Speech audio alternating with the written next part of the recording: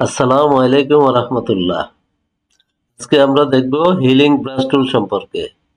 Healing brush টুল সম্পর্কে দেখতে প্রথমে একটা ইমেজ আমরা গত পর্বে দেখেছিলাম স্পট হিলিং ব্রাশ টুল। স্পট হিলিং ব্রাশ টুল যেটা করতো সেটা হলো দেখি যে আমরা যখন এখানে স্পটের উপর ক্লিক করতেছি আশেপাশের কালারটা এনে ওই স্পটটাকে রিমুভ করে দিচ্ছে। আশেপাশের এই পাশের কালারগুলো এনে স্পটটাকে রিমুভ করে দেয়। আর আমরা যখন হিলিং ব্রাশ টুলের কাজ করব, হিলিং ব্রাশ টুলে আমাদেরকে আগেই সোর্স কালারটা দেখাই দিতে হবে, অর্থাৎ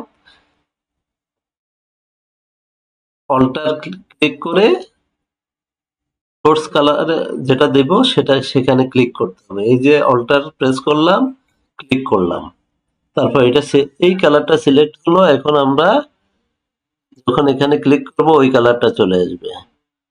এই যে ওই কালারটা চলে আসতেছে। হিলিং ব্রাশ টুল এবং স্পট হিলিং ব্রাশ টুলের মধ্যে পার্থক্য খুব সূক্ষ্ম। হিলিং ব্রাশ টুলে সোর্স কালার দেখাই দিতে হয়, আর ব্রাশ টুলে স্পট হিলিং ব্রাশ টুলে সোর্স কালার দেখানো লাগে না, সোর্স কালারটা আশেপাশে থেকে নিয়ে নেয়। ব্রাশের সাইজ ছোট বড় করার নিয়ম তো আমরা জানি। থার্ড ব্র্যাকেট প্রথমটা দিলে ছোট হয়, দ্বিতীয়টা দিলে বড় হয়। এখান থেকে আমরা আবার স্মুথনেস, হার্ডনেসটা কমাই নিতে পারি, হার্ডনেসটা বাড়াই নিতে পারি। আমাদের কাজের সুবিধা অনুযায়ী আমরা কম বেশি করে আমরা কাজ করতে পারি। Thank you very much.